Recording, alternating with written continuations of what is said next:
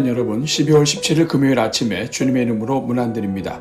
오늘도 사랑하는 자녀들에게 좋은 것으로 함께 해주시는 우리 하나님의 은혜가 여러분 위에 항상 함께 하시기를 축복합니다. 오늘은 다니엘 7장 25절 26절 말씀을 함께 보시겠습니다. 우리 같이 읽습니다. 그가 장차 지극히 높으신 이를 말로 대적하며 또 지극히 높으신 이의 성도를 괴롭게 할 것이며 그가 또 때와 법을 고치고자 할 것이며 성도들은 그의 손에 붙임 바 되어 한 때와 두 때와 반 때를 지내리라. 그러나 심판이 시작되면 그는 권세를 빼앗기고 완전히 멸망할 것이요. 아멘. 사랑하는 여러분, 오늘 본문은 장차 이 땅에 나타날 적 그리스도에 대한 말씀입니다. 하나님께서는 다니엘 7장을 통해 다니엘에게 이 땅의 역사가 바벨론 제국으로부터 메데, 바사, 헬라 그리고 로마 제국으로 이어질 것을 알려주셨습니다. 그리고 하나님의 예비하신 독생자 예수 그리스도가 이 땅에 오시고 구원을 이루어 가실 것을 알려주셨습니다. 뿐만 아니라 네 짐승과 작은 뿔에 대한 환상을 보여주시면서 교회를 핍박하는 적 그리스도로 인하여 성도들이 당할 고난과 환난은 물론 장차 세상 끝날에 나타날 적 그리스도의 모습을 보여주셨습니다. 특별히 본문에서 교회를 핍박하는 세력, 소위 적 그리스도라 일컬을 수 있는 자들의 특징은 다음과 같습니다. 첫째, 적 그리스도는 말로 하나님을 대적합니다. 지극히 높으신 하나님을 말로 대적하며 사람들 앞에서 하나님에 대하여 함부로 말하는 불경죄를 저지릅니다. 여기에서 대적하다는 말에는 누군가의 곁이나 편을 의미하는 말로서 하나님을 대적하는 것은 물론 동시에 하나님과 동등한 자리에까지 스스로를 높이는 교만한 존재임을 알려줍니다. 둘째, 적 그리스도는 성도를 핍박하고 괴롭히며 심지어 생명을 해칩니다. 이러한 모습은 요한계시록 13장 15절에 나타나는 적 그리스도의 상징인 짐승의 행위에서도 발견됩니다. 짐승 또한 우상에게 경배하지 아니하는 자를 함부로 죽이는 것을 볼 수 있습니다. 자기들의 표를 주고 표를 가지지 못한 자는 매매도 못하게 하고 성도들을 고립시키는 것입니다. 셋째, 적 그리스도는 때와 법을 고치려 합니다. 여기에서 때란 정한 기한을 말하는 것으로서 창조주 하나님께서 정하신 만물의 순리적인 시간의 흐름을 말합니다. 또한 법은 명령과 규례 등을 의미하는 것으로서 하나님께서 정하신 피조물들의 생명과 활동의 근간이 되는 모든 원리와 법칙들을 말합니다. 즉 하나님께서 인생에게 주신 가장 기본적이고 근본이 되는 원리들을 부정하고 역행하는 것을 통해 하나님을 거부하는 한편 하나님의 뜻을 따라 사는 사람들 전체를 그들을 반대하는 죄인들로 몰아가려는 사람들이 바로 적 그리스도의 특징인 것입니다. 결국 어느 시대든지 이상과 같은 적 그리스도의 특징을 가진 자들이 나타나서 시대를 장악하게 되면 성도들의 삶은 말로 다 할 수 없는 어려움에 처하게 됩니다. 그렇게 요한계시록 13장 10절에서는 사로잡힐 자는 사로잡혀 갈 것이요 칼에 죽을 자는 마땅히 칼에 죽을 것이니 성도들의 인내와 믿음이 여기 있느니라고 고백하고 있는 것입니다. 그러나 오늘 본문 26절에서는 이러한 적 그리스도의 끝이 어떻게 되는지에 대해서도 분명히 말씀해 주십니다. 성도가 이 땅을 사는 동안 교회를 핍박하는 어떤 권세에 대해서도 두려워하지 말 것은 그들은 심판이 시작되면 권세를 빼앗기고 완전히 멸망할 것이기 때문입니다. 이것은 어떤 적 그리스도도 영원히 권세를 잡지 못한다는 뜻입니다. 하나님의 심판이 시작되면 그 어떤 강력한 적 그리스도도 순식간에 권세를 빼앗기고 그것도 완전히 멸망하게 되는 것입니다. 사랑하는 여러분, 사단의 지배를 받으며 성경에서 말하는 적 그리스도의 특성을 나타내는 사람들은 인류의 역사 속에서 항상 존재해 왔습니다. 그런 점에서 오늘 이 시대에 네오막시즘을 배경으로 성자유와 성혁명을 주창하며 성경이 말씀하는 남성과 여성의 양성을 부정하고 또 다른 젠더를 주장하는 운동은 다분히 적 그리스도적인 운동이라 할 수 있습니다. 자신의 성적 취향과 이권과 사상을 관철하기 위하여 하나님을 거부하고 하나님의 창조 질서를 깨뜨리며 이를 위한 법을 거치고 이에 반대하는 자들을 불법으로 몰아가는 일련의 모습들은 이들의 뿌리가 어디에서 나왔는지를 진단하게 해줍니다.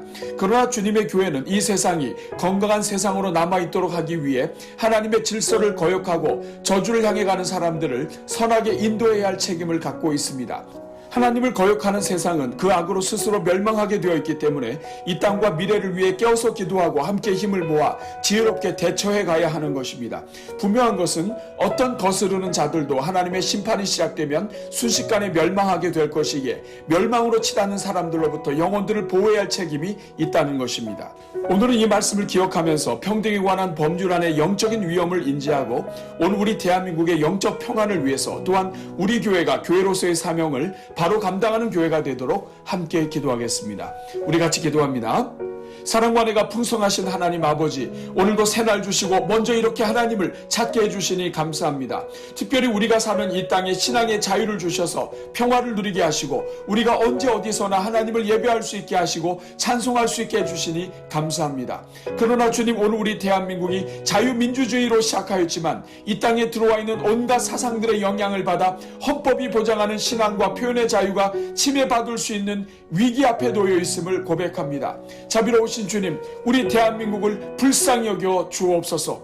그래서 우리 선조들이 생명을 걸고 북한 공산주의로부터 나라를 보호하여 이룩한 자유민주주의가 영원히 보장되게 하옵소서. 모든 국민들이 각자의 신앙을 표현할 수 있는 신앙의 자유가 영원히 보장되게 하옵소서.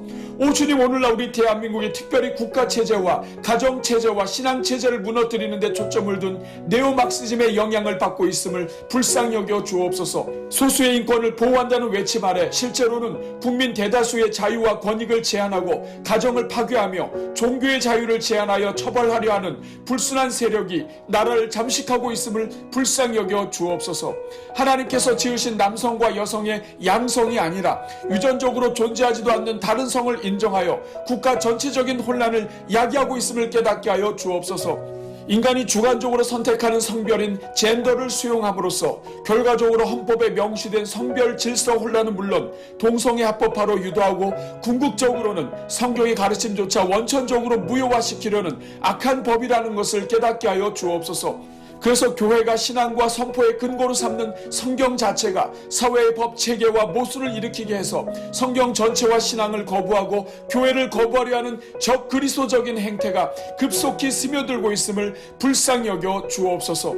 오 주님, 국민 전체의 1, 2%도 되지 않는 동성애자들과 각종 성애자들의 소수의 인권을 변호한다는 가치하에 국민 대다수의 인권을 통제하려는 이 모든 움직임 뒤에 이들을 움직이는 영적 세력이 있음을 놓치지 말게 하옵소서.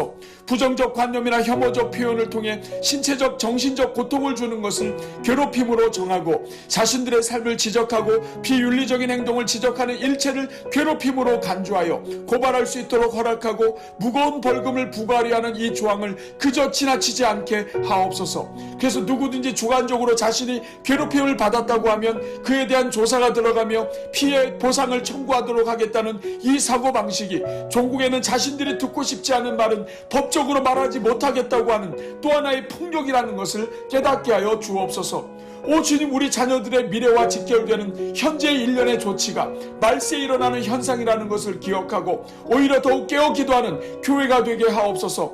어떤 법을 만들든지 그 법이 장기적으로 끼치는 해악과 자녀들에게 미치는 모든 영향들을 세밀하게 분석하여 조심스럽게 만들 수 있도록 기도하게 하옵소서. 오 주님, 우리 대한민국과 이 땅의 모든 교회들을 불쌍히 여겨 주옵소서. 이 모든 것이 우리 성도들이 죄는 미워해도 영혼은 미워하지 않는 삶을 살지 못했기 때문임을 고백합니다. 교회를 통해 사랑을 받고 삶의 소망을 얻은 영혼들도 많지만 반대로 교회를 통해 상처를 입은 영혼들도 있었음을 고백합니다. 교회가 연약한 자들과 사회적 약자들을 돌보고 격려하는 일에 연약했음을 고백합니다. 주의 이 시간 회개하오니 우리의 모든 죄악을 용서하여 주옵소서. 우리 주변의 영혼들을 더욱더 사랑하지 못한 죄를 용서하여 주옵소서. 어떤 죄인도 끝까지 품으시고 정죄하지 않으시며 용서하여 주시고 기회를 주시는 우리 예수님의 마음을 품게 하옵소서. 그래서 평등에 관한 법률안으로 아파하는 이 기간이 오히려 교회가 새롭게 되고 사랑 실천을 결단하는 기회가 되게 하옵소서. 오 주님, 우리 모든 성도들에게 인류의 종말과 살아계신 하나님의 최후의 심판을 볼 수 있는 눈을 열어 주옵소서.